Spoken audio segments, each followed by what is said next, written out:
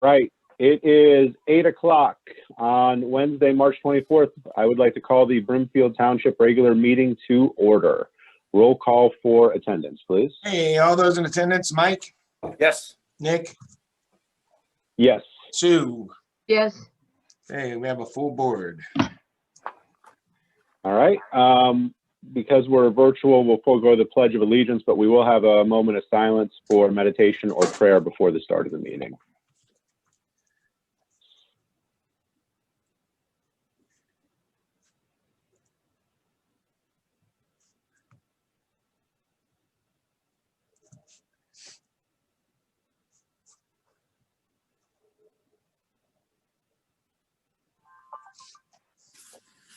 Okay. All right. We will start with announcements and correspondences. Sue, do you have any announcements or correspondences today? No, I don't. Okay. Mike, any announcements, correspondences? Yeah, I had an email from, I can't remember his name. I don't know if you guys got it about the recycling, about him finding it on his taxes. And he called the Attorney General and they told him that the county can do it and that kind of stuff. I will reply to him. I just saw it this morning. Just so, everyone knows there's not much we can do as soon as Portage County figures out what the heck they're going to do. So I'll handle that one. I wish I had knew his name, but okay. That's all I had. I have something. Okay, John, go ahead. I just wanted, I know it's a township trustee meeting, but over the weekend, Marge Carlson passed away, and she was a very intricate person in Brimfield Township for many, many years, volunteering, running all the basketball, baseball programs for the athletic association. She would be down there pulling weeds in the middle of the day and raking out fields. She never got the recognition that she truly should have gotten. But I just wanted to put that out there, that she was a very well-known and well-appreciated volunteer of Brimfield Township.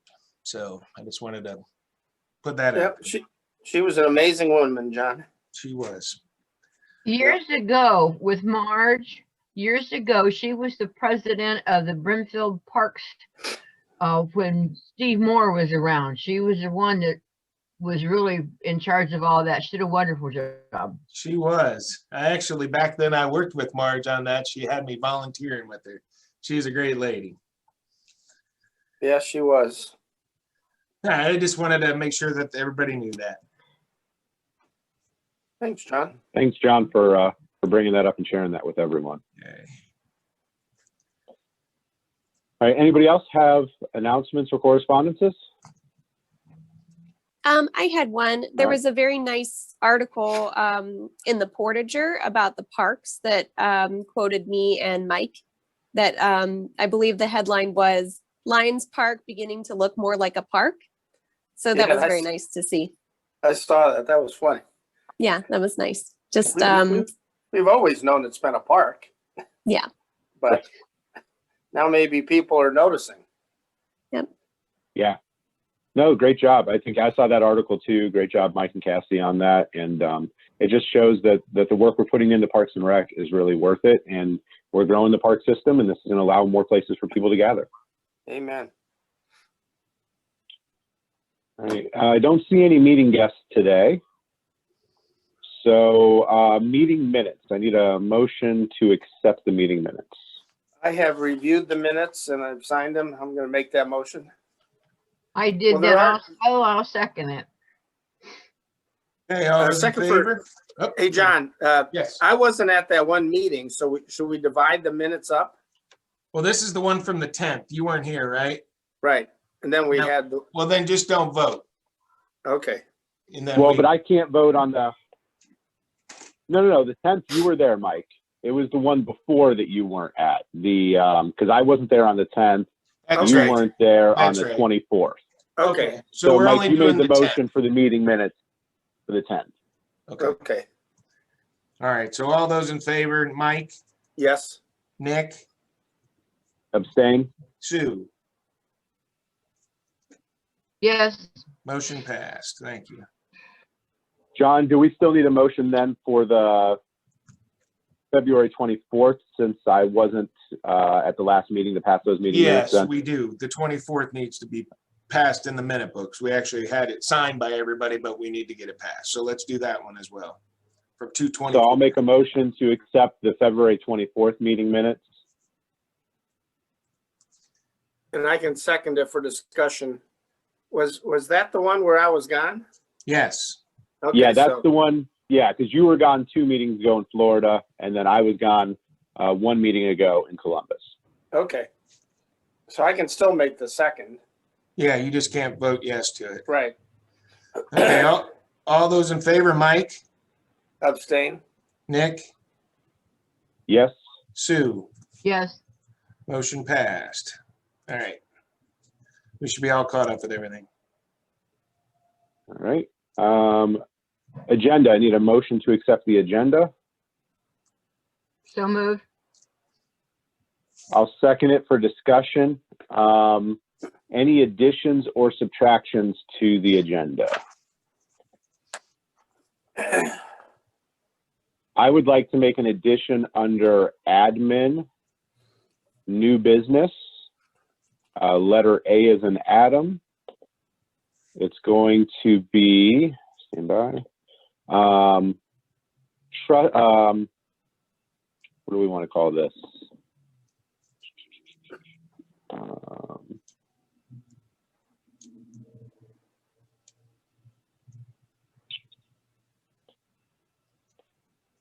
Mike Ladd, what's the name of the subdivision regulation discussion?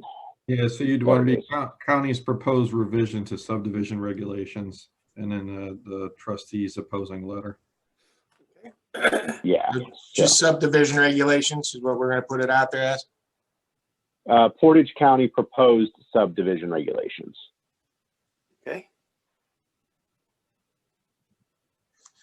Okay, anybody else? No, Nope. Okay, all those in favor, Mike, Yes. Nick, Yes. Sue, yes, motion passed. All right. Purchase orders. Need a motion for purchase orders? I will make that motion.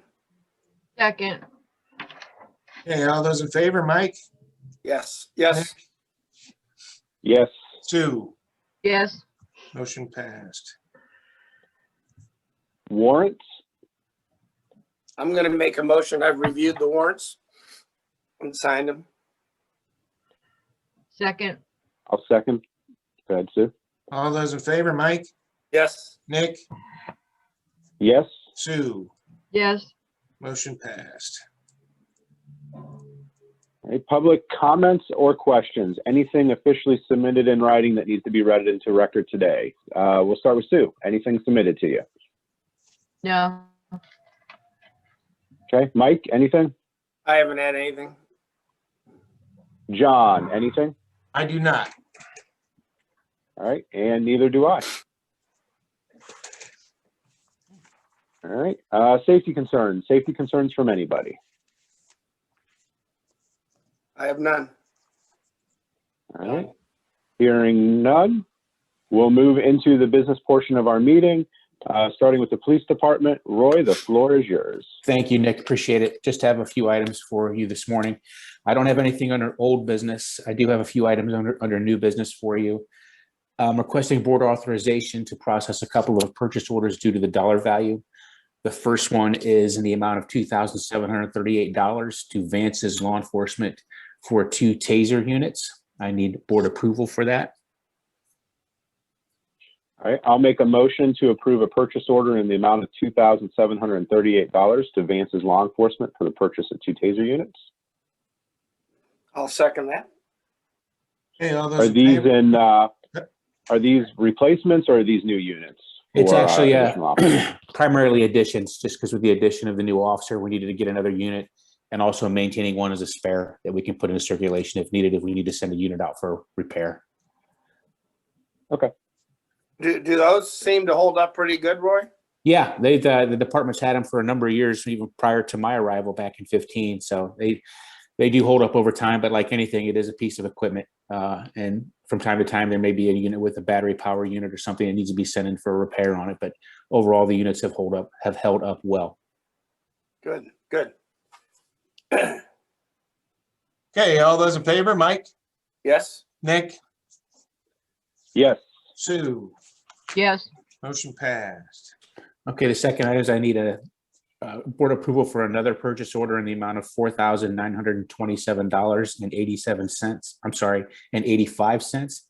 That is also to Vance's Law Enforcement, and that is going to be for training cartridges and ammunition for 2021.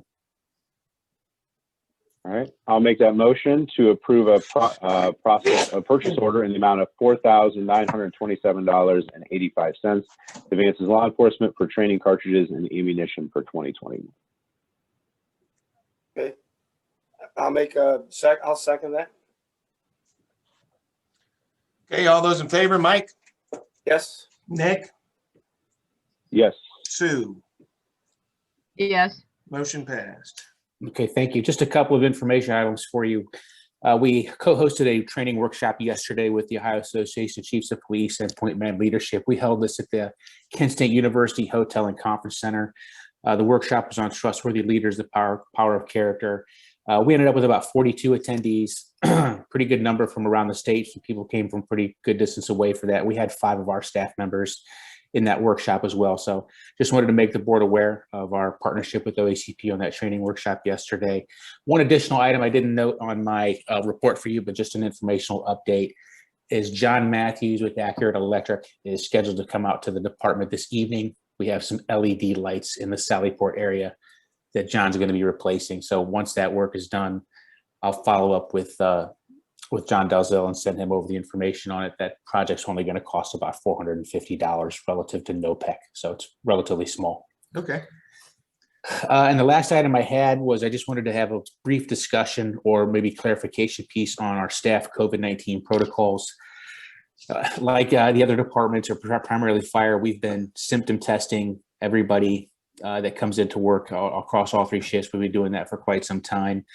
I'm just looking ahead or looking for some clarification as processes have evolved, as CDC has put out additional guidelines over time with this. You know, in the past, we've had a couple of officers that had exposures to COVID-19 where they were just placed into quarantine for that. I'm just wanting some clarification from the board going forward with police and fire. Do we want to continue with that protocol, or are we going to be more in line with the officer should just monitor him or herself for symptoms? But otherwise, if they've been around someone who is positive for COVID-19, they would just monitor themselves for symptoms, but continue to work and wear a mask. I just want to get some feedback from the board on this, because in the past, as this situation has evolved, we did do some quarantining. I'm just wondering if that's going to be the same protocol we're going to continue with going forward, if we should make some modification to that. I think, and this is just my opinion, we can talk about it as a group. We should follow the CDC guidelines and the local recommendation from the health department. I know that's evolved some, so I think we should reach out and see what their current procedures are. With that said, though, the Department of Labor and OSHA recently passed a national emphasis program on COVID and COVID potential in the workplace, which may cause some additional restrictions for us as soon as PERF adopts that. So I think this is going to be a continuing piece that's going to ebb and flow and change.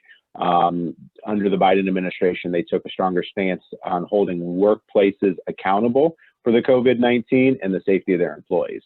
So there's some additional steps in there that we may have to take. Okay. But I think ultimately we refer back to the Portage County Health Department for their advice. And then whatever they say, that's how we adjust our protocols.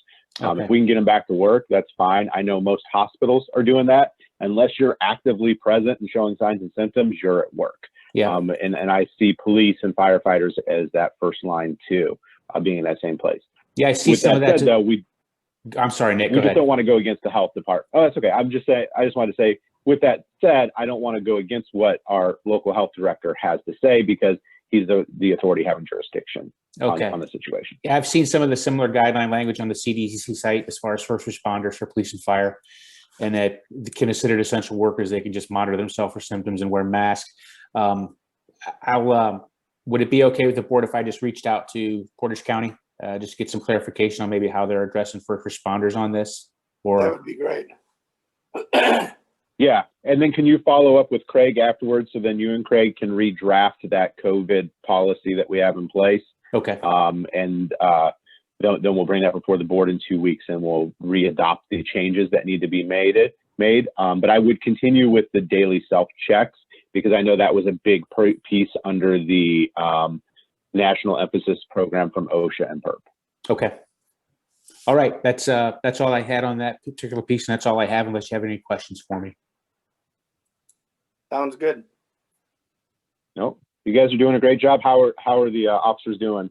Everything going okay out there right now? We've been running very tight staffing. We literally just got an officer back from extended leave due to COVID complications. He had been out since December 15th.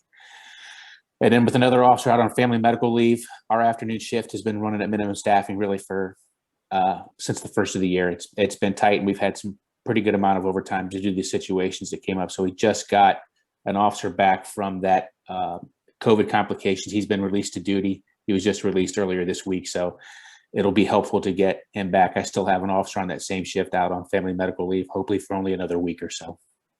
So it's been running tight, to be honest with you. How long does the onboarding process take for Mars, for our newest officer, That's before they're gonna, out on their own? as a general rule, I would look at 12 weeks. That can flex a little bit Okay. either way, depending upon how that candidate processes through, but 12 weeks is always going to be a safe estimate. Okay. And I guess my last question for the day, how are things looking with Maple Crest now that we've had that up and running for a while, both traffic and calls down there? We continue to get called down there quite a bit, particularly with Meyer. They've got a pretty progressive loss prevention program down there. And with some of the COVID protocols we put in place, we haven't necessarily been responding to routine shoplifting complaints. We've been having their loss prevention if it's a routine situation where they've detained somebody, identified him or her, and given them the paperwork. They've been taking the report packages and bringing those to the police department after the fact. That was one of the protocols we put in light of some of the follow-up when COVID got hot and heavy. We may revisit that going forward, but it's not as if we're not getting less work. They're still processing those complaints and those charges, and they're just getting the reports coming to us at the PD versus an officer necessarily coming up at that particular moment in time and getting the report package then. So it's busy for us, particularly Meyer. They're pretty progressive on how they do loss prevention. Okay. All right. Thank you so much for your report. And we'll move into fire department then. Craig, the floor is yours. Okay, thank you. Just a couple updates here. Well, one update and one request. Update on the fire admin building. Meetings are still happening. Budget update will happen by the end of this month. And then we do need to have an in-person meeting with Moody Nolan. I sent that out last week. We're looking at the 7th or the 9th after 10 a.m. Can we go ahead and look at that and set that right now? I can't do the 9th, Craig, because I'm on vacation from the 8th to the 15th, so I can do the 7th.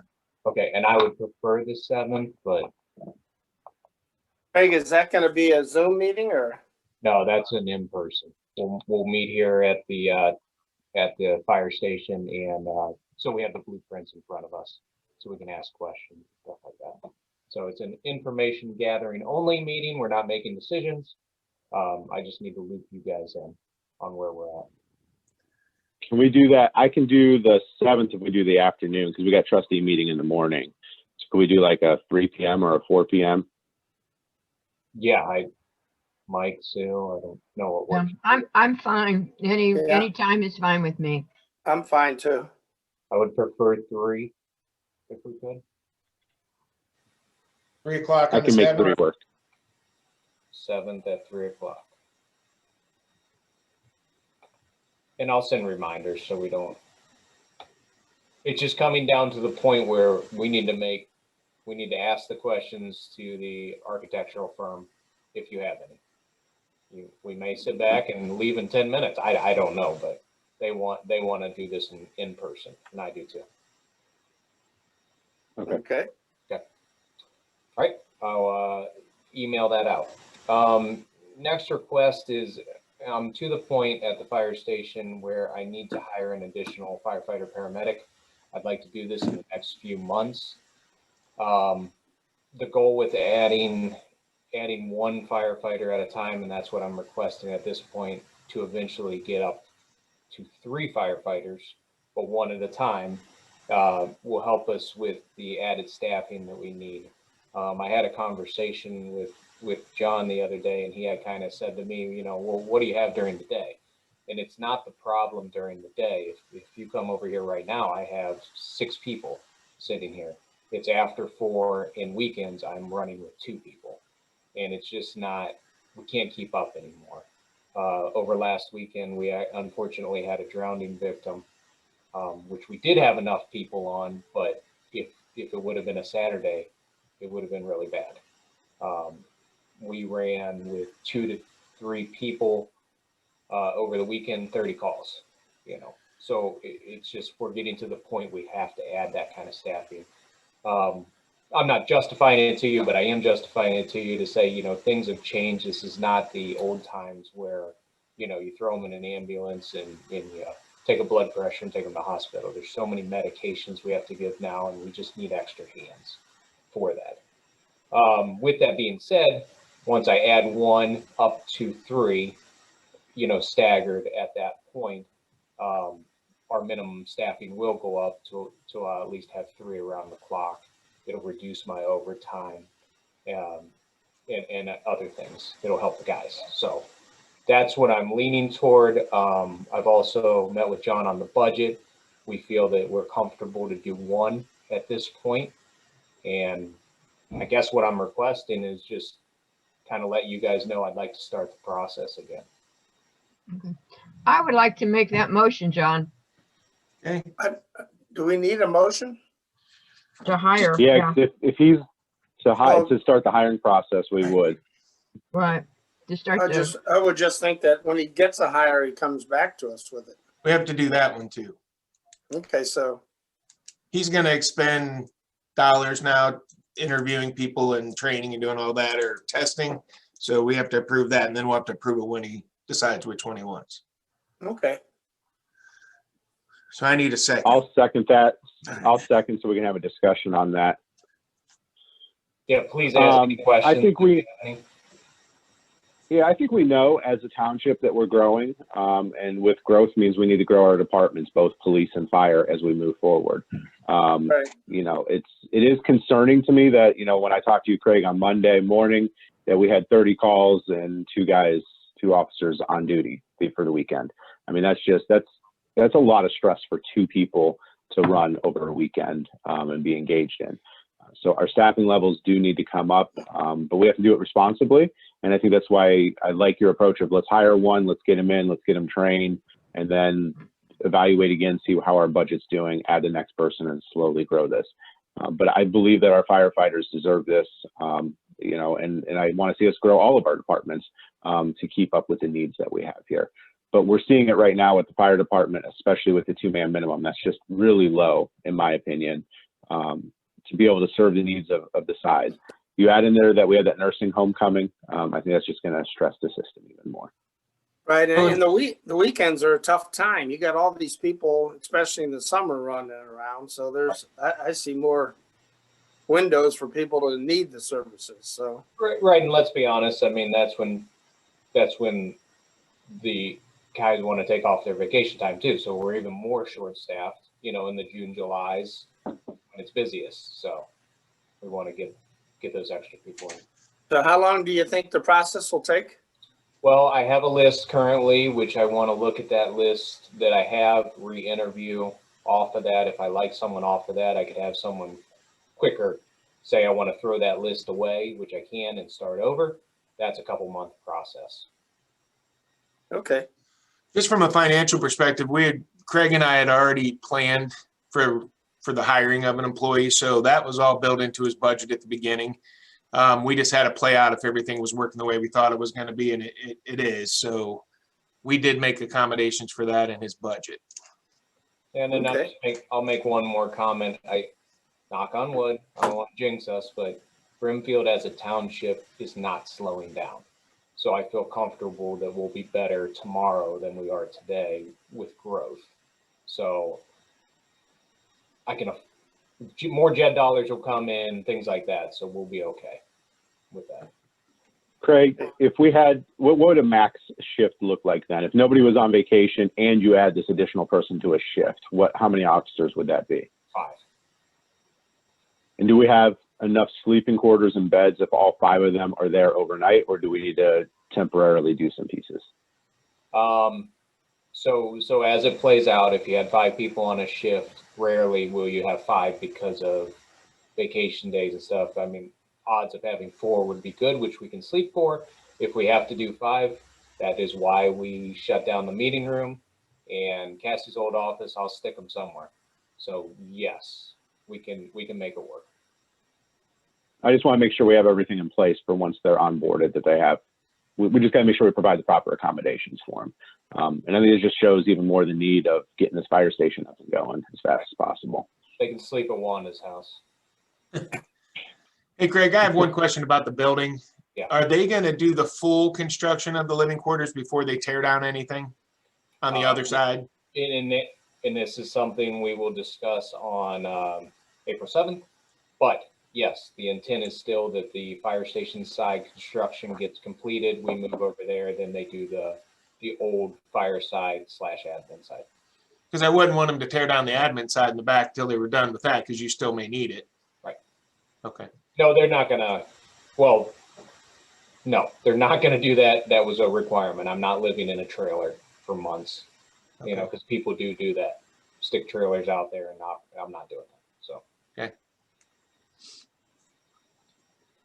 All right. Any other questions or comments on the hiring of firefighters? All right. We have a motion on the floor. We'll need a roll call on that motion, Joe. Okay, all those in favor, Mike, Yes. Nick, Yes. Sue, Yes, motion passed. Thank you, and I know I didn't need to say this, but I know you guys support us, and I appreciate it, and the guys will appreciate it. So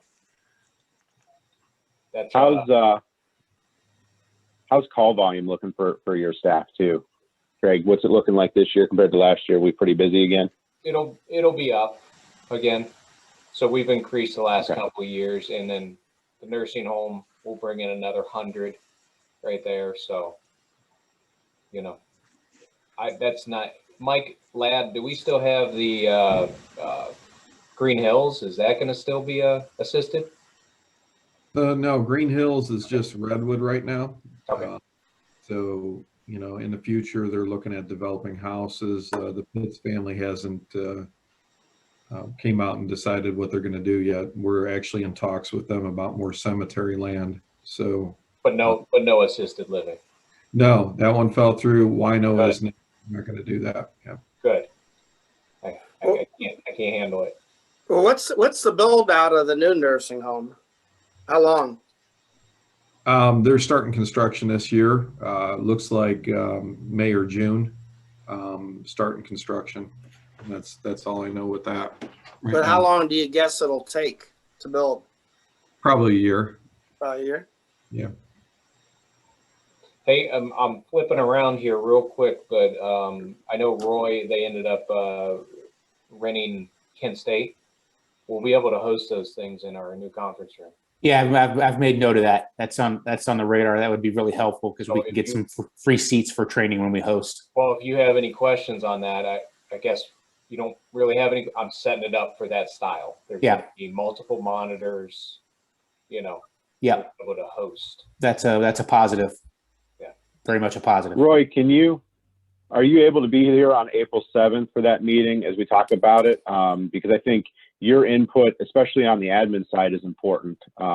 Just to get feedback on that training room, any additional pieces that we might not have thought about that would help you as a department. And then anything you have about the admin fire side, just from security safety standpoint, would be appreciated. What time is that meeting set for? April 7th at 3 p.m.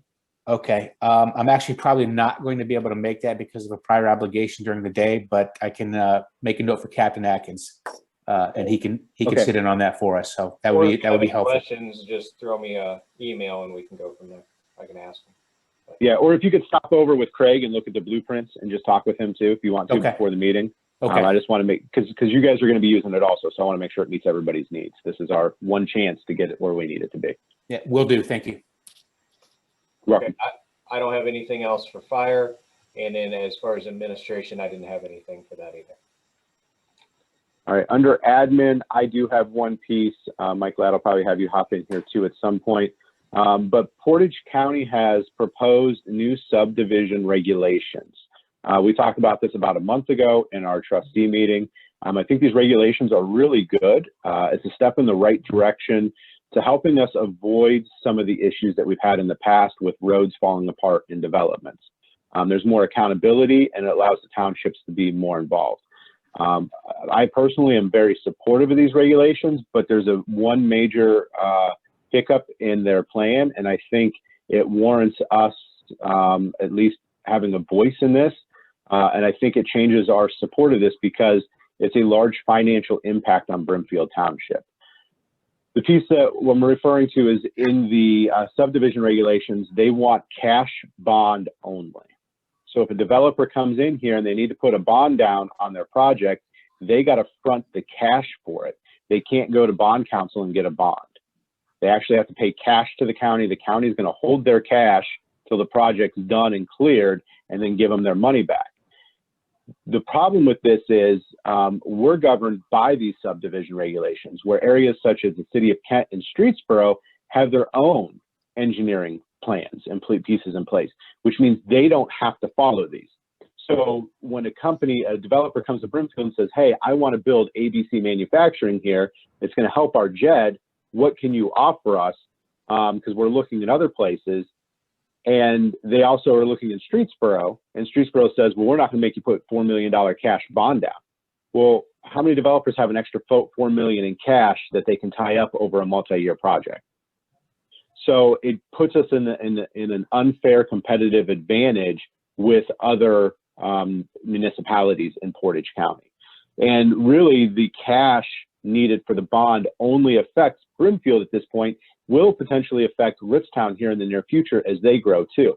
Other townships aren't seeing the large development and large cash flow needed for development like we would here, but it's very punitive to Brimfield Township and potentially Ritztown.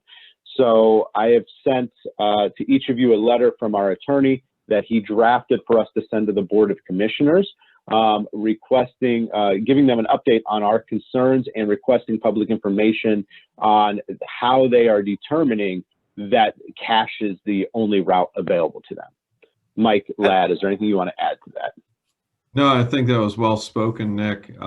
Yeah, as you know, I sat in all the meetings for the subdivision regulations. I'm very comfortable with the approach and what we're going to do with the roads and the inspection that's going to happen from a private engineering firm on each project. The county can't handle it. They don't have the inspectors. In the past, they didn't inspect, and that's why you have some of the roads we do.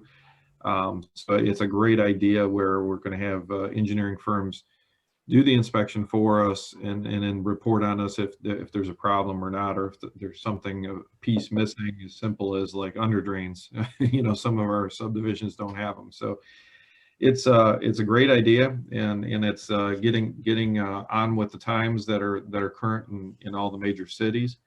The one hiccup is this, and you guys asked me to sit on that board and look to see if there was going to be a flaw. This is a major flaw in this approach, and you know, I voiced my concern with this in several meetings, and where it's gotten kind of heated in those meetings over this approach. I'm not so sure. You know, talking to legal counsel, never heard of.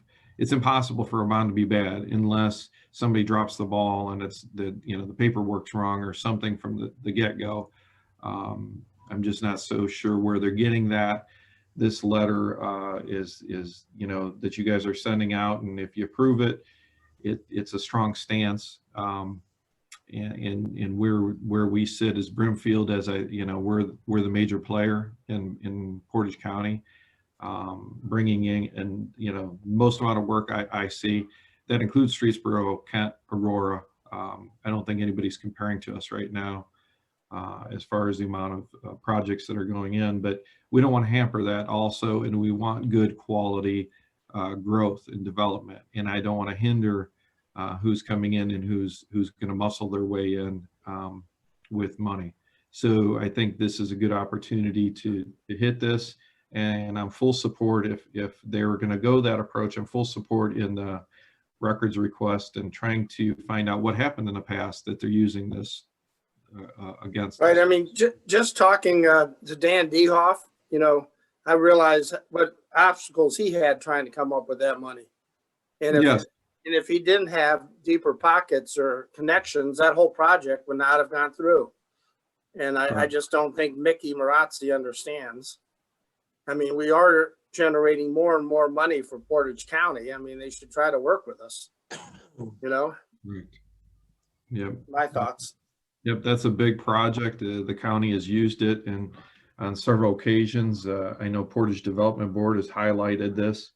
You know, the Maple Crest project is, you know, one of the biggest projects in Portage County in a long time. So, yeah, I think, you know, we're doing good here. We want to continue to do good, and we want to continue to grow, especially our manufacturing and our industry sections. And you know, going from the comprehensive land use plan, we still have a lot of commercial, industrial, let's say, to go. Commercial, we don't have that much more growth, but we do have it in industrial and manufacturing. So we want to make sure that that doesn't hinder it. So thank you. Okay.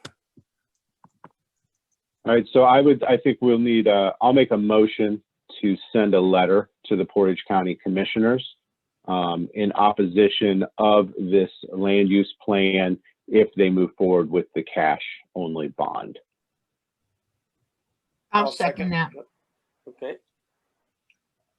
Now there is a very tight timeline on this, so if this motion passes, I would ask that we as trustees make it up to John's office today or tomorrow to sign this, so we can get it over to the commissioners before their Tuesday meeting next week. Because Mickey and his group are trying to push it through quickly because this has been a long process. They just want to wrap this project up now. They do give us a little bit more time to talk to the Township Association about this also. So I'd like to carbon copy this letter to the association so that they have some idea of what's happening for the other townships too. But we would need to move quick and get signatures over to the commissioners as soon as possible. I believe, well, Rochelle will have that all ready for you guys to sign off later today. Okay. Okay.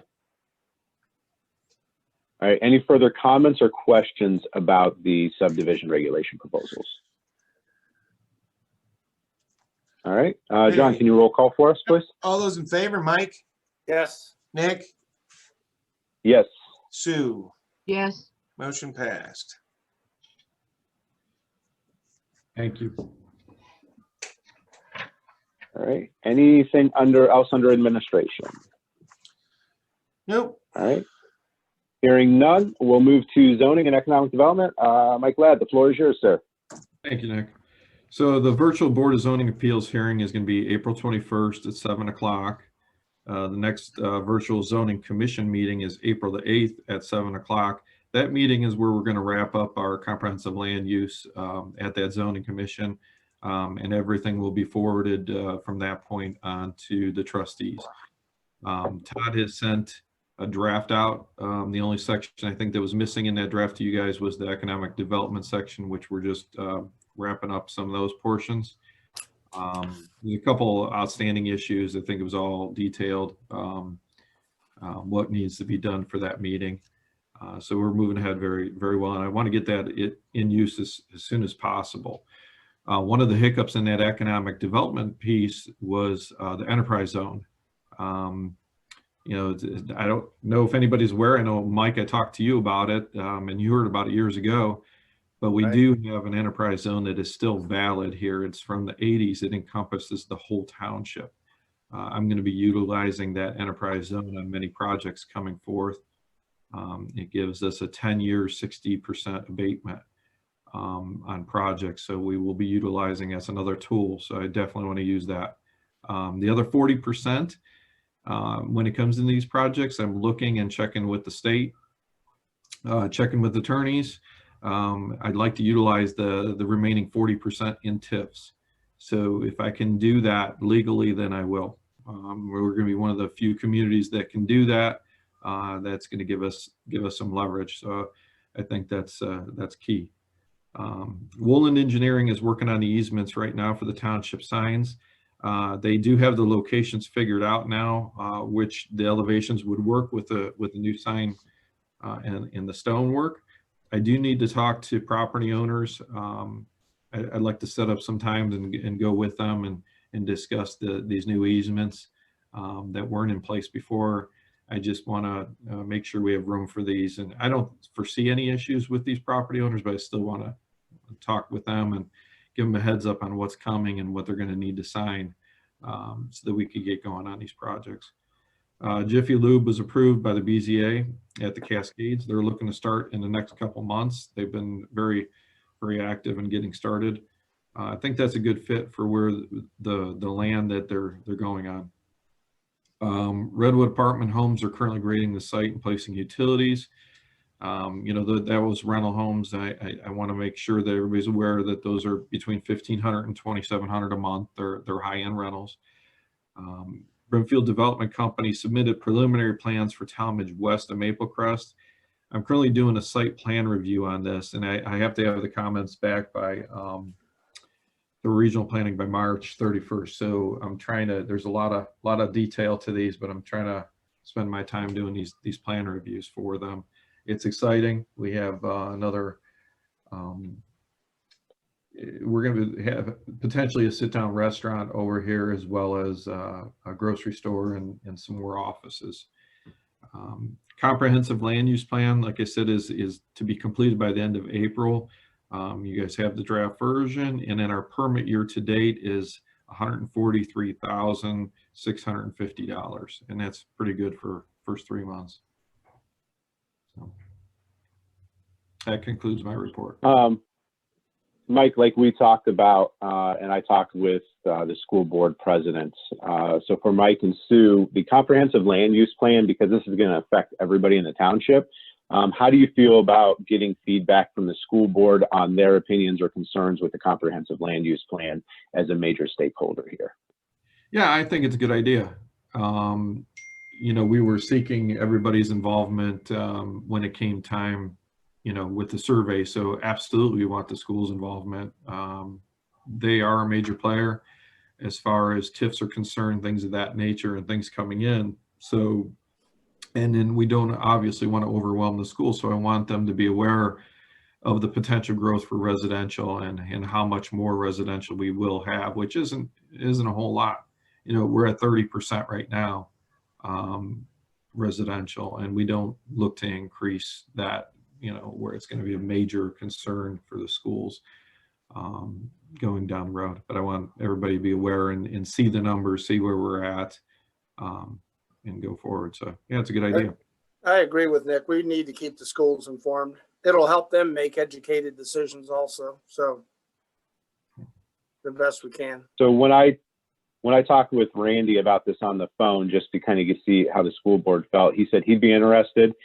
He'd like to see the draft version that we have now so they can just kind of digest it a little, and then have Mike Ladd present to them at their April school board meeting in person, so that they could ask any basic questions they have, and then provide feedback to us so that we can still hit potentially that May deadline for ourselves as a board to approve or change the comprehensive land use plan.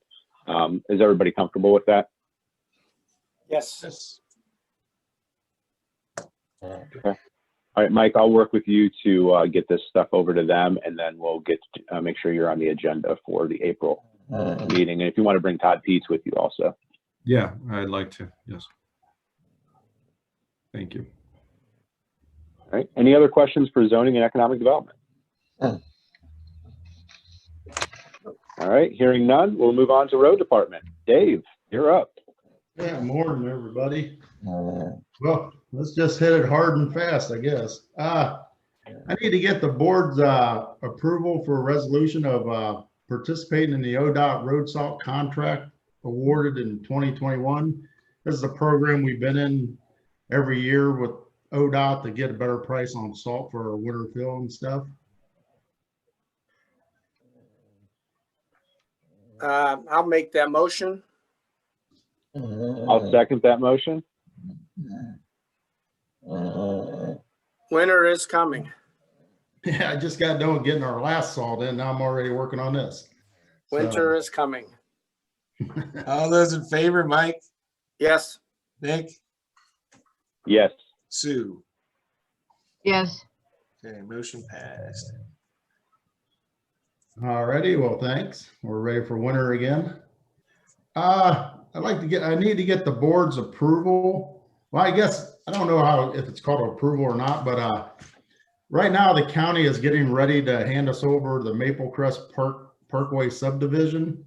The road over at Myers, not Myers Menards, get them two stores mixed up, but there's a section in there that'll be the township's road. And they're going to review it to the commissioners, and then it'll slowly get passed over to us where we'll have to start maintaining it.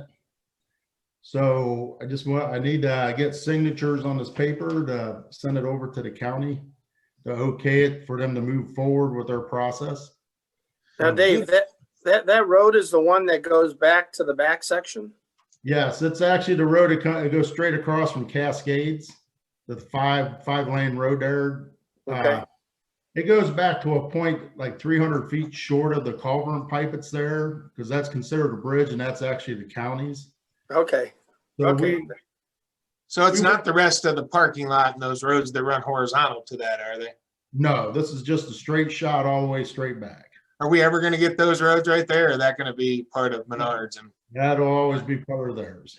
okay, I mean, we may get an additional road on the back. straight back to the dead end, but as of for now, this will just be to around the culvert pipe area. We have a little bit of an extension going with the little cul-de-sac. It's going to be near the condominium association with Just Cricket. I'm reviewing those plans now, and then I'll have Dave come in, take a look at these as well. Whenever these come in, I always usually call him in and sit down and go over it with him, so that if there's any issues he has, then we'll address it at the regional planning. So is that the road that connects into that takes them down to the traffic light? This one is actually cul-de-sac. It's going to be Brimfield Ridge Circle and then Parliament Drive. Parliament Drive now is currently private for the Just Cricket Condominium Association. But Right. the first portion of this, as you pull in off of Talmadge Road, will be dedicated. And the reason that is because it's in the subdivision regulations now that if you're coming in off of a county road, it has to be a public road.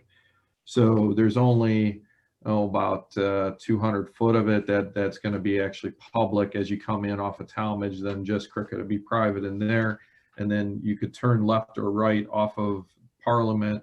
If you turn left, you're going to a cul-de-sac. If you're turning right, it will take you right back to where Dave is talking now.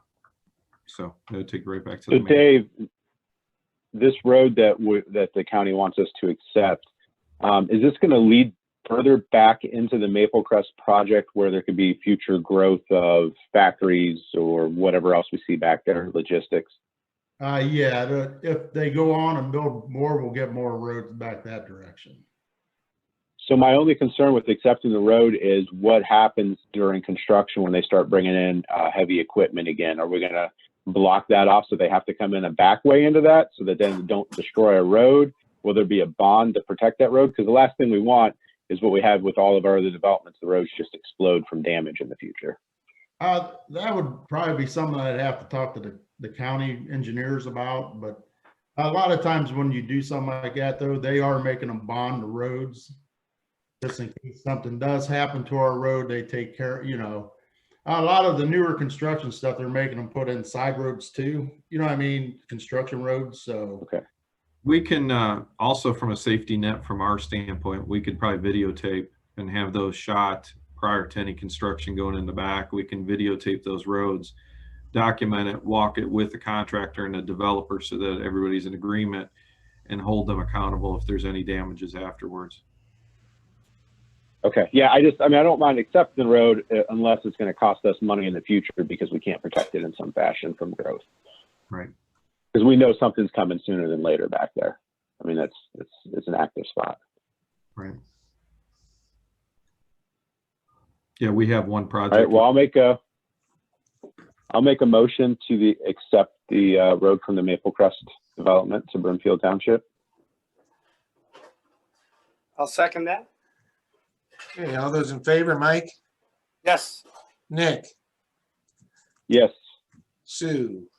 Yes, Okay, motion passed. And there is a copy of the letter at John's office. Yep. For everybody to sign. That way we can send it back to him. I'll have that with Rochelle as well later today. Oh, and plus the salt resolution, there's a thing we all got to sign too. So it's over. with. Okay. Dave, I don't think I have that one. I think Kirsten has it. Okay, all right, I'll check with her. Okay, if not, I have a copy. I can bring it down real quick. Okay, All right, here's the good one I've been waiting for. We kind of worked a little late last night, thanks to the county engineers. They really did a good job on this and come up with some good ideas. I'd like the board's approval for the Sugar Maple paving project. The project is going to consist of a lot of under drains being put in, fixing curb gutters, catch basins, putting in new wheelchair ramps, fixing sub base, full depth repairs. We're really going to stick a lot into this allotment to fix it up. We're going to try something new. What it is when we get done with all the repairs and we mill the road down 1.5 inches, we're going to put a chip and seal in between the top layer of pavement and the base pavement. What it does is the chip and seal will reflect cracks from showing through so fast in through the new asphalt from the old asphalt. It's something new. Not a lot of places. I mean, places are using it a lot, but not in Brimfield Township. This would be something new I'd like to try. The total cost of the project's $280,070 estimated bid for, estimated for right now. And we'd have to set bid dates up and all that later on, but just to get the ball rolling, I'd like to get your approval to move ahead on this. Okay, I will make a like- motion. I will second that motion. I think this is exciting. I know we have a lot of road projects planned this year, a lot of road work to do, and this is the first big step in that direction for Sugar Maple. I was back there walking that during the fire levee, and it was pretty rough back there, so I'm glad to see that we're able to get this cleaned up. Yep, they've had a mess back there for way too long, and I like this, after talking to Dave about this process, I'm really excited about it. We got to try to embrace this new technology. So, Right. And I think that those people are definitely deserving of what they've had to go through. So, Yeah, just as long as the people understand the chip and seal will not be their final product when they put it down. There'll be a top coat of asphalt.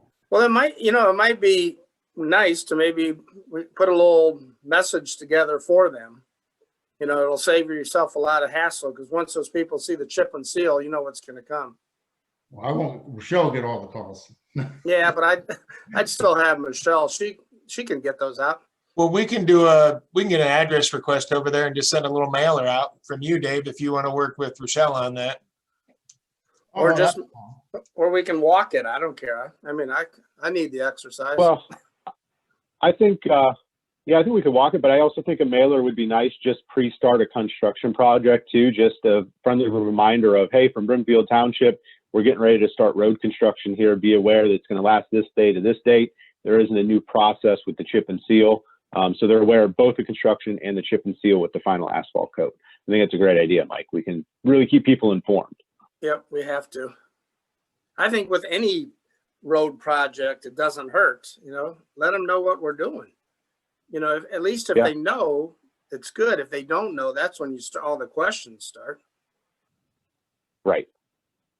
So, good idea. Yeah, Rochelle's good at making those cards. So let's see if she can put together I would just do it on a postcard and have it sent out to everybody. Well, hopefully, they can craft it wisely so they can put in there that it's not chip and seal, but a new process. Because Right. you know what chip and seal does to people. Right. Sounds good. Okay, All right, roll call. Mike, Yes.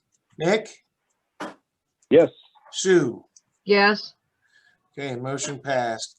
David, if you could meet over here with Rochelle later and I'll come over and we can square all that away. Okay. All right. And like I said, we'll have to set up, this way the county can get the bid books ready to go. Then we can set up advertisement, bid dates, that kind of stuff. So, Okay.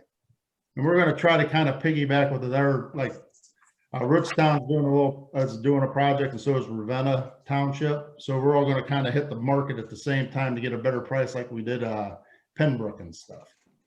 So. That worked real well last time. Yes, it did. Hopefully it works that good again this time.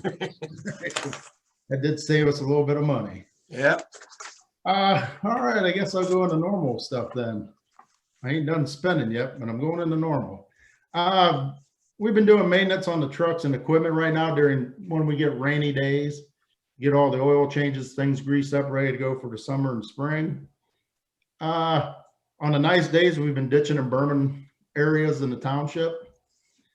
We spent a little bit of time down at town hall. We cleaned that up a little bit, kind of helped Kunzman with the tree removal with our equipment and stuff like that, so that process can move along real quickly. Just an update. Me, Rochelle, and Kirsten met with Greystone about the salt dome again. We're bringing that back up into things because our previous salt dome is getting in pretty bad shape. Right now we're waiting for a company to get back to us to do the soil testing, just like we were going to do last time, but we couldn't put it where we wanted to, so it's a different location. Plus talking to the guys from Greystone for what we're looking at and stuff, until we get the soil samples, we really won't know a good price of it yet, but it's figuring anywhere from 150 to 225, depending on what the soil samples and stuff consist of. So it's just a little FYI where we're still tinkering with this a little bit. It's all down to, we got to wait till we get some soil samples. So, and it's going to be a heck of an improvement of a building that'll last 25 years instead of 10, 15, whatever this one lasted. I also want to let trustees know, we had this worked into my budget. I'd like to purchase a 2022 International dump truck with snowplow equipment from Glen Hill, truck coming from Rush International and all that. And a total price would be about $155,000, which is not really that bad for a truck. But I just wanted to let you guys aware of that. I mean, I don't know if you need to vote on it since it was in the budget or not. So, but I'd like to put an order on that here soon, because the thing is, it's about a 6-month period to get a truck now. To get the truck chassis and then get the snowplow equipment, all that put on it.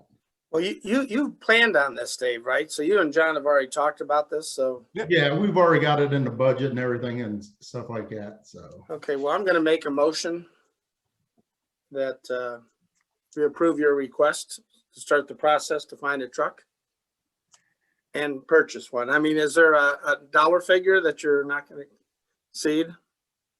Right now we're below what I was thinking. I forget what we put back about 200 estimated when me and John was talking, and we're at 155. So John, what do you want me to put? We just put 170, not go over that. So then if it does, then we'll know. We just have to change it around. Not to exceed 170,000. Right. That should work, right, Dave? With all the extra parts. Yeah, because with right now I have the complete quotes from both companies and everything, and we're just a little under 155,000. Okay, so you're pretty satisfied with this truck? Yes, it's actually, everything will be the same as our 2017 truck. Our last new big truck we bought, we spec'd it out the same as that truck. I mean, there's a few new tweaks because they don't have that stuff on that truck nowadays, but plus this will also include the snow package? Yes, this includes the snow package and everything. Okay. I'll second this just so that we can officially have the discussion. Yeah, you're right. The meeting. Thanks. Hey, Dave, talk about the truck that it's replacing. The truck it's replacing is a 2001 International that the township's had for a long time. It is actually the truck that I've been telling you about. We've had to order some parts from Alabama. It needs new cylinder, new fuel tanks, all that kind of stuff. So we roughly have between 25 and $30,000 in repairs just to keep that truck going. And it's not a guarantee because, I mean, it's pretty whipped. I mean, just to say it the easiest way.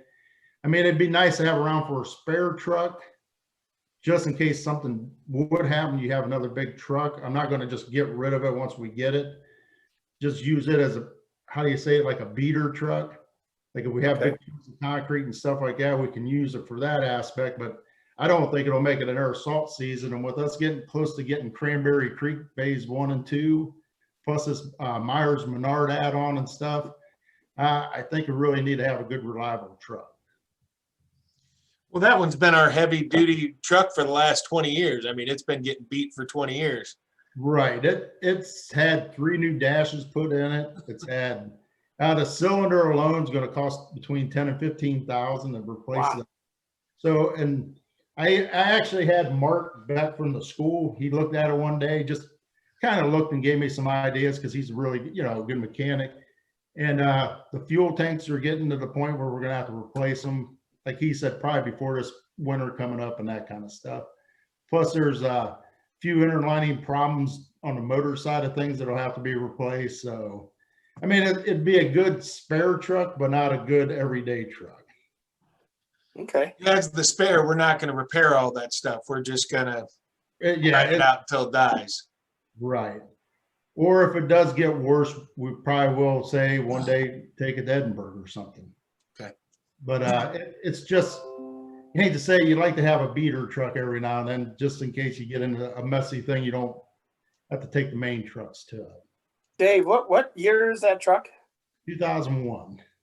Okay. Wow. Man, Well, the time goes. 20 years. I mean, That's a lot. Right. And plus we've been doing the discussion, you know, periodically about keeping the, you know, truck force a little bit newer, like you should replace them every 7 to 10 years. Well, you're already looking, we have a 2009 sitting here too. That's already 12 years old, you know, so it's updating the fleet. Don't get me wrong, the 2009, I think we got all the bugs worked out of it. It's going on good. But this is like where we start the rotation of like Nick was talking, every 3 years instead of having to go truck. And then this way we can kind of rotate it a little bit, pay one off and put another one in. So, that's a great idea, Dave. yeah, no, I'm glad that we were able to hold off 1 year on the purchase to get into working towards a rotation.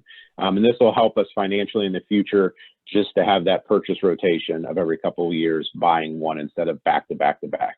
What I'm worried about is eventually, you know, Dave has to hire more people because with all these roads, and then we're going to end up having to get another truck. And I mean, we're to that point, Nick and Sue, you know, we're just growing so fast. Yeah, so we got to be careful how we stagger stuff. We got to make sure that we get these truck purchases lined up. And that's what this whole 5-year plan is about. What is it going to look 5 years from now? How do we line up these purchases so that we're not going to John saying, hey, we need 3 trucks this year? We can balance this in a smart way. Yeah, but true, like Mike said, though, if, quote unquote, say next year we decide bringing a new employee, you know, we'd almost have to drop in and buy another truck just for he has a piece of equipment. The problem is that's where we're running in the room in our shop. Sooner or later, I'll run out of room here too. So I would like to interject that we've talked about this truck issue a few meetings back, but we would really need to adjust our agenda and put this under old business.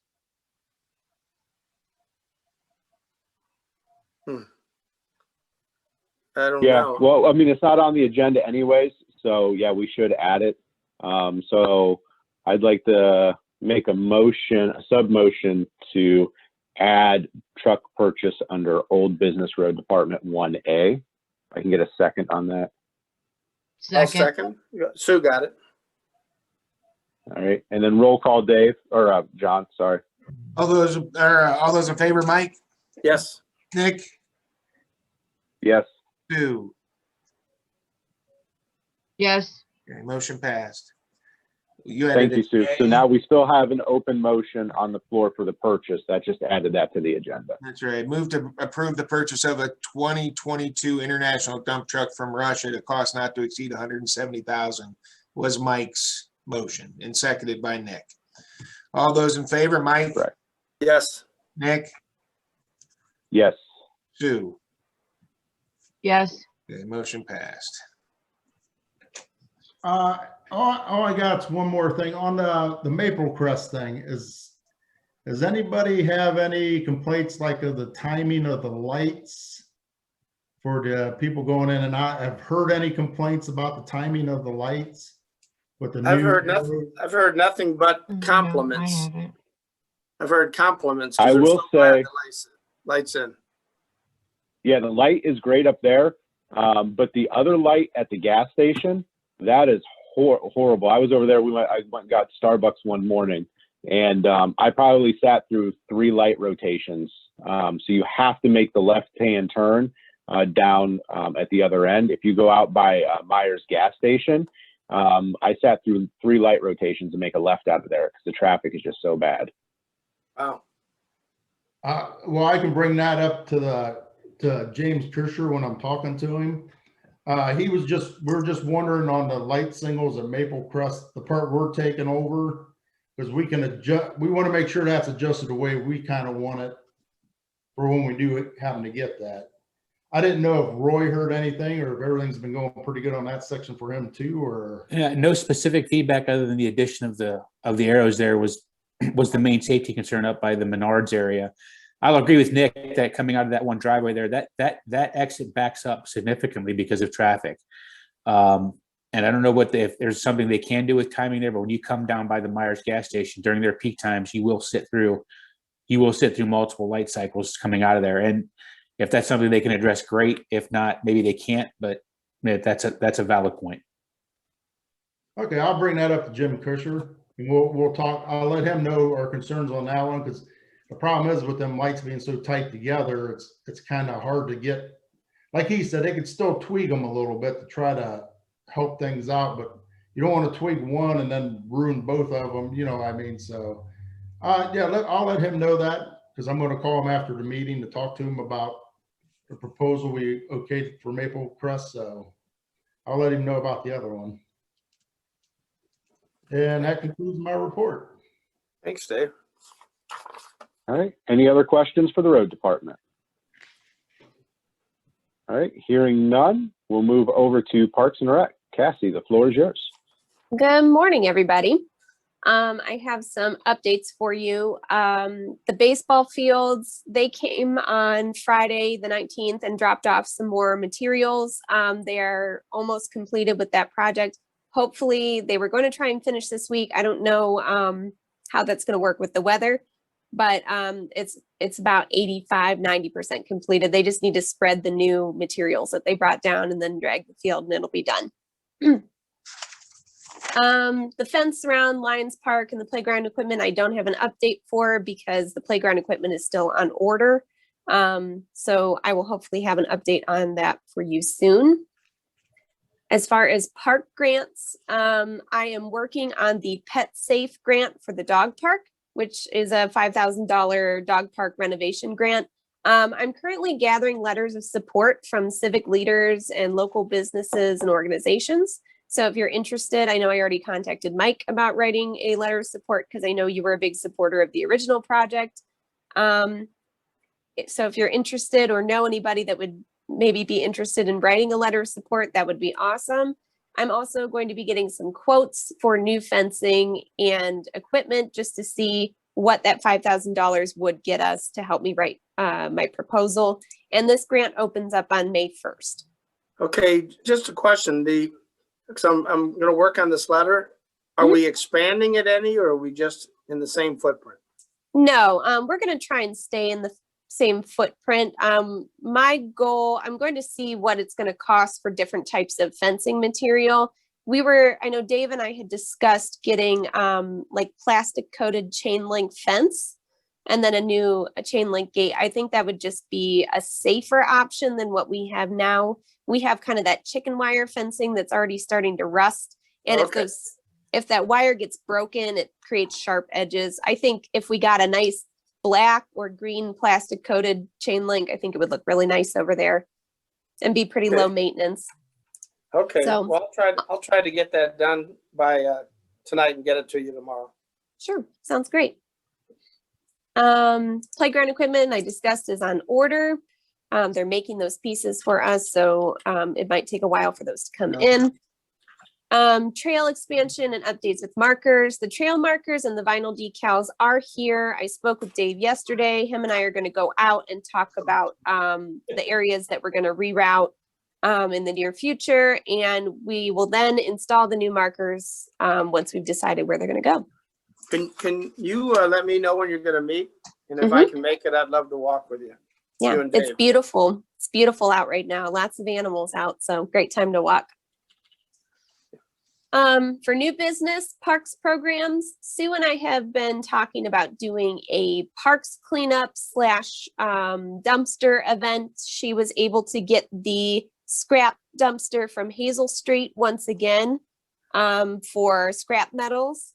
And then I was also thinking of doing a parks cleanup. I think that would be a great way to dip my toe back into in-person programs. It'd be an easy for people to socially distance. They can just stay with their own pod of people and walk around and collect trash.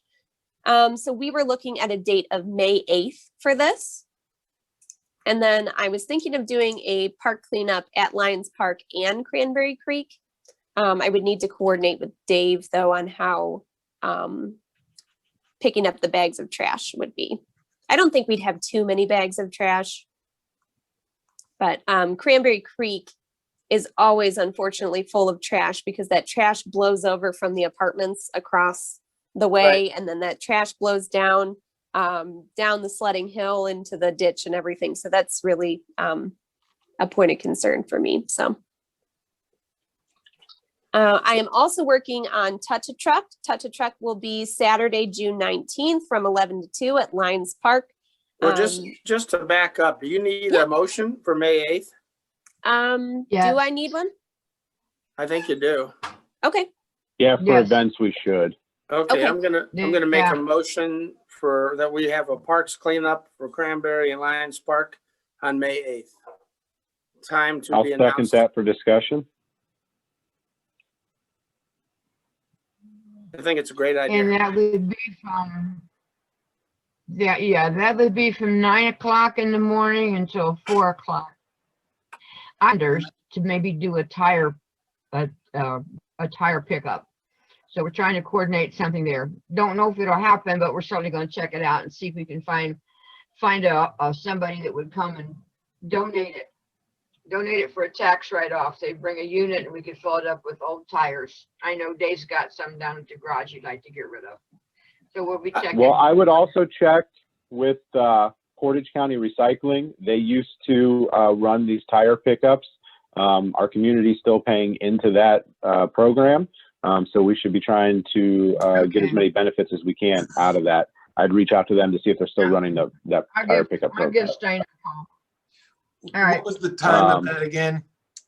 9 to 4. 4. That Now would be for drop off. The thing Would I we- got from Hazel Street is like a 40-foot tractor trailer thing to fill up with your washers and dryers and hot water tanks, things like that. Now, that would be for the drop off stuff. Cassie, would you run the cleanup for that long? So I was discussing this with the Parks Committee because they are also interested in helping out with this event.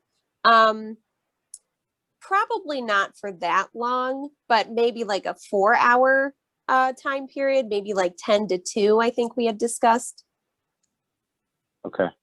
So we'll leave that, the park cleanup time to be determined. And then once you have final details, you can go ahead and post that how you need to and just bring it back to the board too. Sure.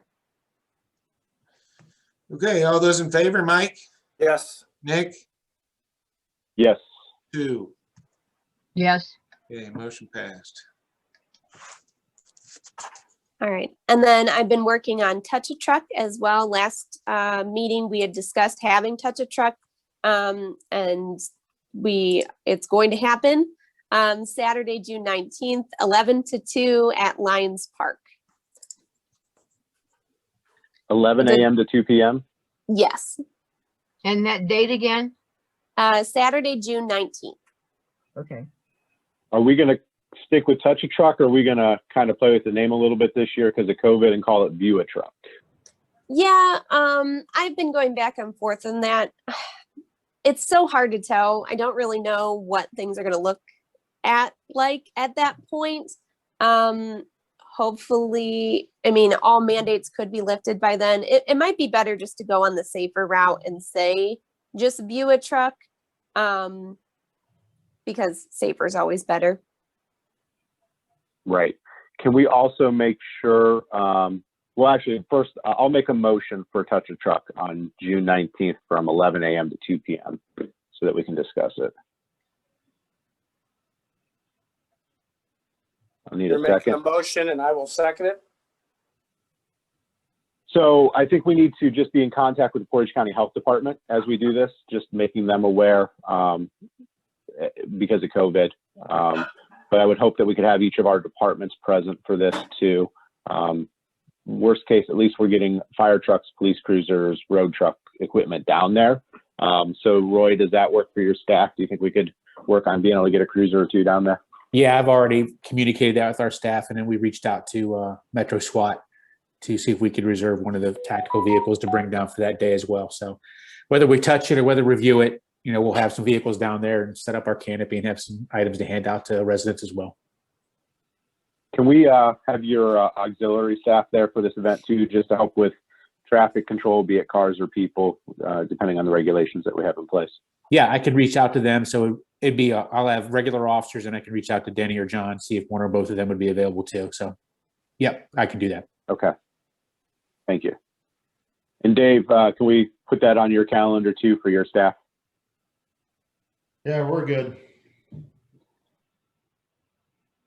Okay. Craig, if you're still out there, mark that for the FD also.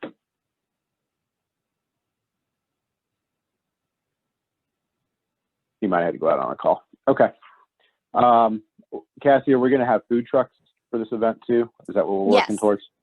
I'm calling around and seeing who's available. I'm going to reach out to, I had a few food trucks lined up for last year's event. Obviously that didn't happen. So I've reached out to them and I'm awaiting a response from them. Okay. Are we going to do a main event again this year, like a life flight or Bigfoot or whatever we want to do? Yeah, I would like to. I'm open to suggestions. I don't really know about Life Flight. I don't know how busy they would be. I almost kind of feel bad about asking them this year to do that. But yeah, I'm open to suggestions. Okay. What So everybody, what you thinking, Captain? Just a thought, Nick. There are some of these vintage military vehicles. You know, there's some clubs. I know the guy that used to have the teepee down there. His son is involved in that. I don't know if they're even living there. But you know, to get some, maybe some World War II vehicles or something. That's just a thought. Sure. Yeah, that could be good. And that is Father's Day weekend, right? June 19th? Yes. Yep. Day before. Okay. Good. Thoughts on any live music? What do you think, Mike? I don't know. I think you're going to get more families there, you know. I don't know if live music would really lend itself to that because little kids aren't interested in music. You know what I mean? Okay. I think I don't know. I don't know. I think it might be a distraction from the event. Okay. What about like the Indians have Slider? Why couldn't we have maybe one or two live people come in costume or whatever, like a fireman or a policeman or something like that, that the kids might enjoy that? My sister works for Portage Park District and they have a mascot that is an owl. She said last year that she would bring Owlbert. Hopefully, once again, I can get Albert to come. Okay.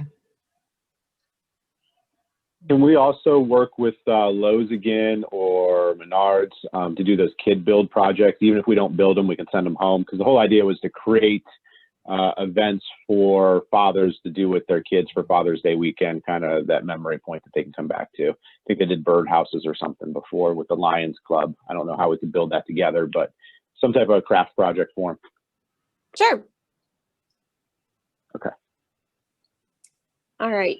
All right, we have a motion on the floor. Can we get a roll call vote on that, John? All those in favor, Mike, Yes. Nick, Yes. Sue, Yes. motion passed.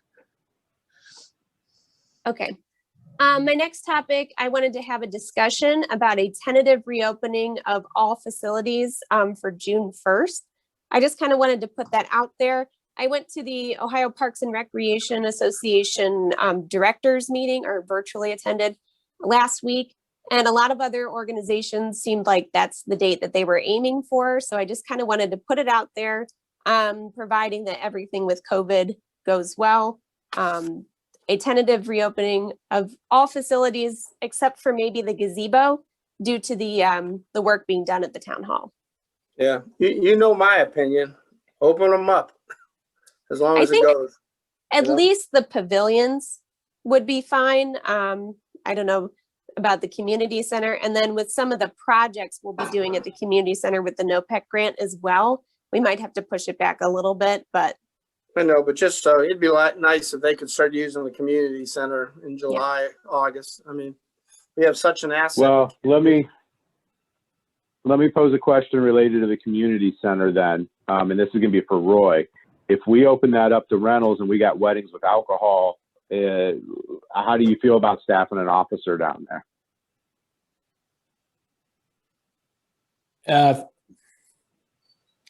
If you asked me this question before, when we were early on in this, I might have hit the pause button. I think given where we're at now with this situation and the evolution of this and the vaccinations and our officers getting the vaccine, et cetera, as far as opening it up and having an officer available to work it as an extra duty detail, I think I'd be comfortable with us doing that, opening it up and seeing if an officer, if you guys decide you want to do that and you needed an officer present for that, we could certainly post for that. So that's a long answer to a short question. Yeah, I think moving forward as things have evolved with the vaccine, et cetera, I think I'd be more comfortable doing that. Okay, I just wanted, before we move, we got to think about all those pieces. Would you be comfortable? And then who's our backup for that? Is that the sheriff's office if we don't take that? Yeah, there's no hard and fast rule. We reach out to either the sheriff's office or Kent PD, or it would just be another outside agency if by chance we didn't have an officer available for a particular detail.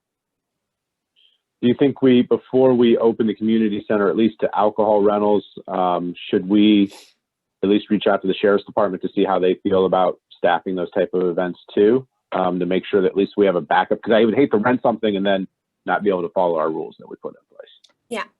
Yeah, I mean, we can can do that. Yeah, I can ask them. I can ask them about that. Obviously we'd have the officer would have a mask on, maintaining some space. He or she wouldn't be necessarily mixing it up and mingling, face to face with anybody there. He or she'd probably be sitting off to the side in a corner somewhere, just kind of being there if needed. I mean, we can get some inquiries, some feedback from another outside agency, see if they'd be comfortable doing that if we needed a backup situation. Okay. Do we, Mike, want to put a motion on the floor to open this stuff up tentatively June 1st? We can. I mean, we're going to have to watch the guidelines. But I'll make a motion that we tentatively plan on opening up facilities June 1st, depending on the state guidelines. So we have an I'll second that for discussion. So I think, do we want to let Cassie start taking rentals just with a strong disclaimer that we may have to refund rental fees? Because people are going to want, when they hear this, they're going to want to start making those reservations potentially. Okay, so if they,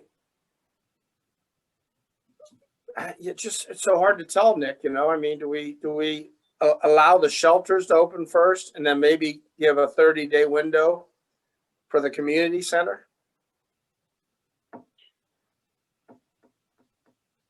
Yeah, I mean, we could see how that goes. Or just know people like to book out in advance for parties. Especially but our policy has always been, if it's a COVID cancellation on our side, we return the money. If it's them, then they're just out the money per se. But I think we need to give a strong stipulation to that of hey, we reserve the right to cancel your reservations if the COVID crisis increases or the health department makes a regulation where we have to stop. Right, because we know we're going to have a lot of graduation parties that possibly want to go in there. So maybe just keep it very fluid, you know? Yeah, I've already been getting, the reason I wanted to address this now is I've been getting calls, Rochelle and I both, every day, asking for graduation parties, baby showers, that kind of thing. John, how do you feel about it from your end for refunding of money if we get into that situation where we have multiple refunds? Is that going to mess you up pretty bad, or are you guys okay with that? No, and if it's out of their control based on regulations, I have no problem. The only ones we're not giving back again are the ones that just decide to cancel at the last minute. We're not doing that because they blocked somebody else from getting it. But no, we're not going to have any issues with refunds if there is a reason for that. Open it up.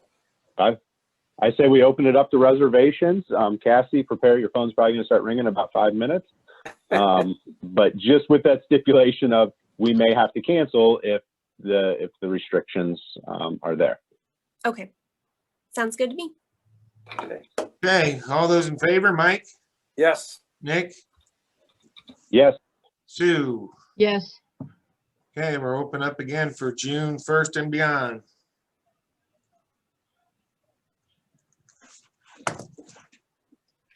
All right. My next item is the Brimfield Parks Advisory Committee. We had our meeting last Thursday, went really, really well. We're still working on a public parks survey. We're discussing what questions are going to be on the survey and how we're going to distribute them. Once we come up with the survey, I will let you all approve it before it goes out to the public, of course. So I will have an update on that for you at our next meeting, or 2 weeks from now, after our next committee meeting. And then I had an idea for the Parks Committee that they really seem to like. They would like to get out and meet people because they've been operating virtually this entire time. So I had an idea for what I'm calling pop-up play in the park. That's the tentative name. But my thoughts were that we purchase a few outdoor toys like hula hoops, jump ropes, sidewalk chalk, that kind of thing. And when committee members are available, they can just set up a table in the park with these items and let kids that are in the park play with the items, and then encourage them to fill out the park survey when they use the items. And that it's just an opportunity for them to get their faces out there and say, hey, we're the Brimfield Parks Committee. We're going to help with events and things like that. So. Okay. My only suggestion with that is, well, two pieces. One, obviously following all ODH requirements, facial coverings, those sorts of things, sanitizing. But two, more importantly, they need to do this in at least teams of two. I would not want any committee member out by themselves. They need to partner up with somebody. I think just from a safety standpoint, we need to make sure there's always two park committee members together. Yes, my thoughts were either me and a park committee member, two parks committee members, or if one of the trustees wanted to do it too, they could partner with them. Or whoever, doesn't matter. But yeah, always two people. Yeah, as long as we got two Brimfield people, right? Parks committee members or township employees per se. I think that would be good. Yeah, I would think for the first couple, I would be there just to see how it goes. And then after that, once we feel comfortable, just let them handle it. Okay. And we have money I like it. It's a good idea. Budget for those types of purchases, so we can go from there. We're good. Okay. Okay. Okay, and then my next, the next thing we talked about in our meeting was the fall harvest event. So at the beginning of the year, I challenged the Parks Committee to plan their own event. And I said, you can either create your own event or you can kind of take over one that I've already been doing. They really liked fall and Halloween. They all seem to be in agreement that that's their favorite thing. So they really wanted to help out with the fall harvest event. So we were looking at a tentative date of October 16th for that. We're going to check as far, I don't know when homecoming is. That seems to be maybe about that time. So that would be a Saturday. But we're going to check around with other agencies to make sure there's no conflict. And then they've been floating some fun ideas for that. So I will have more updates for you on that later. Okay. And then my last piece is the NOPEC grant items. I know I had mentioned this in the last meeting. So these would all be items for the community center. We were looking at replacing the 2 patio doors on the main level, as well as the patio door on the lower level. And then the residential windows, so the sliding windows, there are 3 upstairs and 3 upstairs in the offices, and then 1 downstairs in the lower level that need replaced. So for all of that, it would be a total of $4,775, and that would be through Accurate Electric. Also, we were looking at removing the stove that is currently in the fireplace and sealing that up with brick, because we had an issue over the winter that animals were getting in, rodents were getting in through the insulation around the stove and through the stove itself. I've had to remove several birds and things from that stove. And also in the back of my mind, I'm always worried that somebody's going to try and light a fire in it, and it worries me. So I think that'd be a good idea to seal that off. And the cost for that would be $1,450. And then the final item was, this was kind of a big one. We looked at replacing all of the plate glass in that building, the ones that are along the roof, and then the 2 pieces that are next to the front door.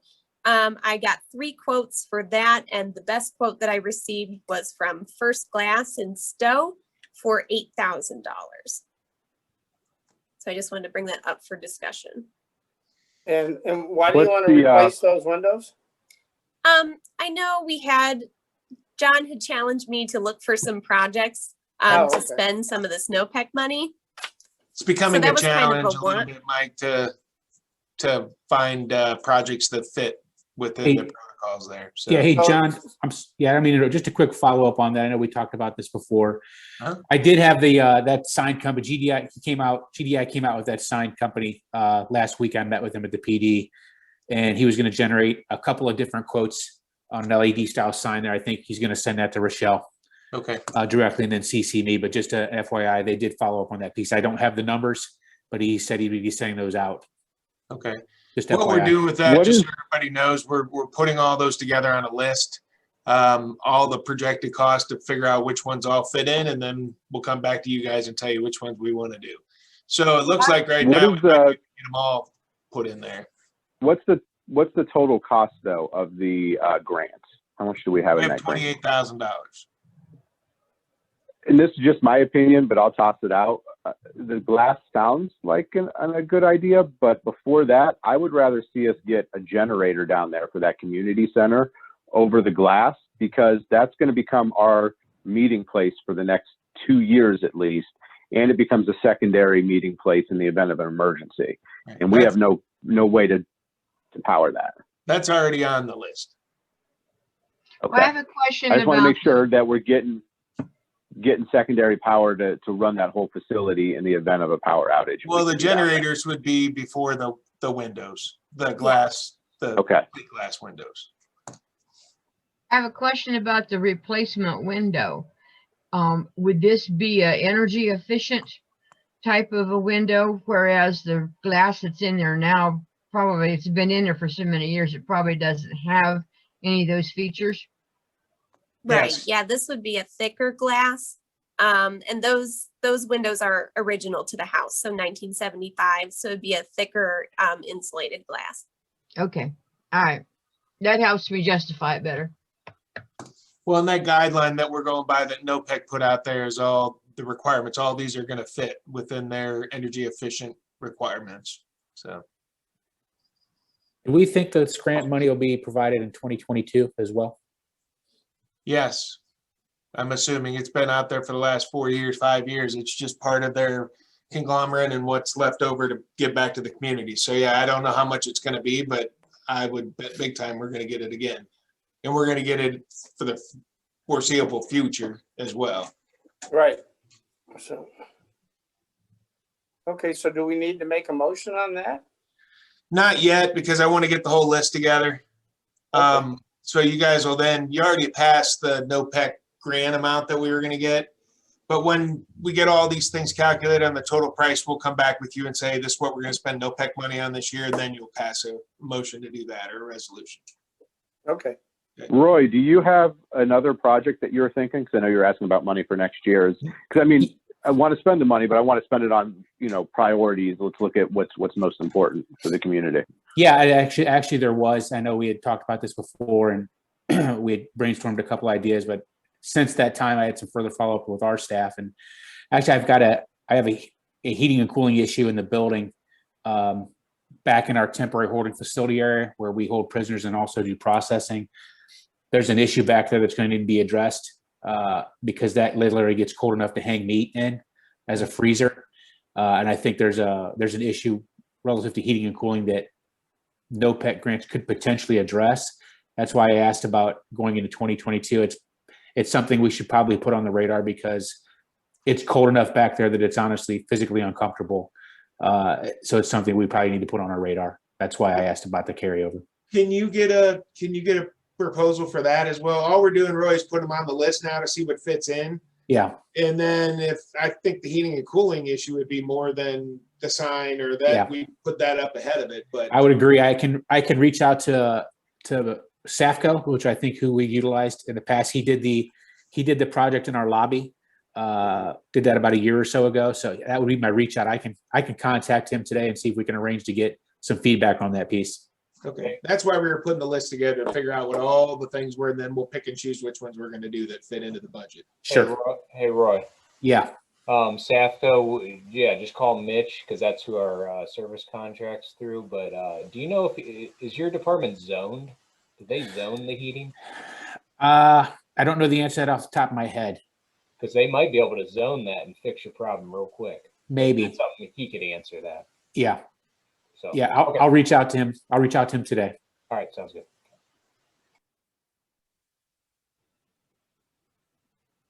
Okay, and that was all I had. All right. Any other questions for Parks and Rec? Hearing none, we'll go into cemetery. We have 5 deeds to sign, and those were over. Everybody signed those, I believe. Okay. And I just want to make a comment. I want to work with Rochelle to come up with a flyer just for the columbarium. This way, the flyer that I have is good, but that explains the entire cemetery costs for people. And I don't want to sell the ones where you dig the hole because we're really short on those. So I really want to emphasize filling up the columbarium.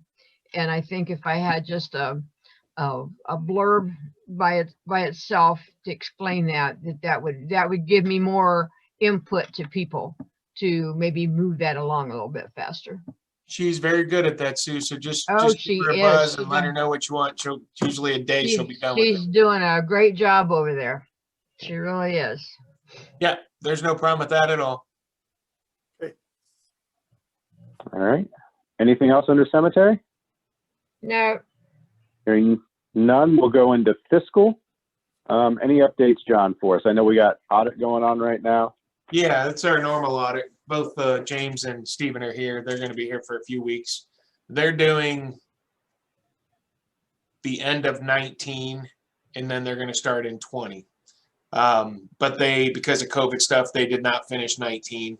So they're back doing that now. So we're in the process of that. They're going to be in our front lobby over at the fiscal office for a few weeks now. But then we'll go from there. If they come up with any issues that they might find or recommendations to us, those will come back and we'll adjust them from there. All right. And then I did talk to Kirsten. I guess we got the application in for the Voyager cars. We're just waiting to hear back on that application to change our fuel system. Yes, it's already we're waiting on them right now. is what we're waiting on. Okay. We Awesome. submitted everything. Thank you. Yeah, no, she moved real quick on that, so make sure you tell her thanks for that. I'm excited. I think that's going to make life easier for everybody here in the township. Yep, I will. Okay. All right. I don't have anything All right. else. So we're at the end of the meeting. So good to the order. Anything else anybody needs to say before we're out of here? Yes, I have one thing. A fun Okay. fact of the day. I know you guys approved me to do a hiring, but Assistant Chief Goodspeed came in and reminded me we haven't added any staffing for 11 years. Think about what a Brimfield was 11 years ago. So Yeah, all of our stuff's just been replacements, hasn't it? yeah, we haven't added any additional for 11 years. So And I think Craig was still in grade school. right. I'm just saying, think about none of the Maple Crest, none of that was here. So I again appreciate it, but I just thought that was it's been a while. So that's it. Well, I got to sign out here, so All right. All right. Mike, you Can make we a get a motion? motion? I'll make a I'll second the motion. motion. Okay. Second. Okay, at 9:40. All those in favor to adjourn, Mike, Yes. Nick, Yes. Sue, Yes. we are out. We'll see you guys throughout the week.